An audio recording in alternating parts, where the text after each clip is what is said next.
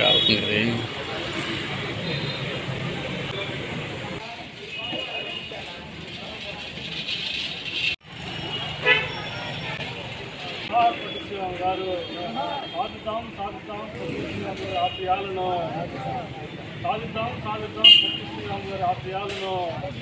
తెలుగువారి ఆత్మగౌరవం కోసం పొట్టి శ్రీరాములు గారు తన ప్రాణాన్ని త్యాగం చేయడం జరిగింది.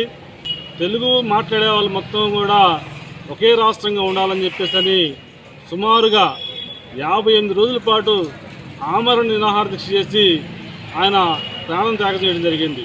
అదేవిధంగా సత్తెనపల్లి ప్రజలు, నియోజకవర్గం ప్రజలు కూడా ఆత్మగౌరవాన్ని మనం కాపాడుకోవాల్సిన అవసరం ఎంతైనా ఉంది. ఇప్పటి వరకు సత్తెనపల్లి నియోజకవర్గంలో ఎక్కువగా పక్క జిల్లాల నుంచి సత్తెనపల్లిలో పోటీ చేస్తున్నారు. చాలామంది ఓడిపోయిన తర్వాత సత్తెనపల్లి గురించి మర్చిపోతూ ఉన్నారు.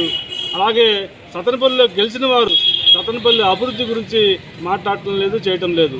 స్థానికులైతే మాత్రమే సత్తెనపల్లి మీద ప్రజలకి ప్రేమ ఉంటుంది. స్థానికుల యొక్క వ్యక్తికే ఎమ్మెల్యేగా ఎన్నుకుంటే వారు సత్తెనపల్లిని అభివృద్ధి చేస్తారు. గతంలో వావిలాల గోపాలకృష్ణయ్య గారు సత్తెనపల్లి పోటీ చేసి గెలిపొందడం వల్ల సత్తెనపల్లి అభివృద్ధి అనేది ఆయన చేయడం జరిగింది.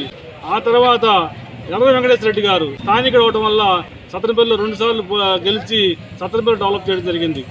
సత్తెనపల్లి టౌన్లో అన్ని సిమెంట్ రోడ్లు కానీ, గ్రామాల్లో సిమెంట్ రోడ్లు కానీ, సత్తెనపల్లిలో ఈరోజు మున్సిపాలిటీలో రాబోయే 50 సంవత్సరాలకి తాగునీటి కొరత లేకుండా ఈరోజు దాదాపు 110 ఎకరాల్లో ఆ రోజుల్లో ఆయన డెవలప్ చేయడం బట్టి ఈరోజు సత్తెనపల్లి ప్రజల యొక్క నీటి కొరత లేకుండా, ఇబ్బంది లేకుండా ఉన్నారు. ఆయన తర్వాత కోడెల శివప్రసాదరావు గారు, ఆయన స్థానికుడు కావడం వల్ల సత్తెనపల్లి నియోజకవర్గ రూపురేఖలు మార్చడం జరిగింది. అదేవిధంగా నేను కూడా స్థానికుడినే. నేను జై భీమరావు భారత్ పార్టీ తరఫున ఎమ్మెల్యేగా పోటీ చేస్తూ ఉన్నాను.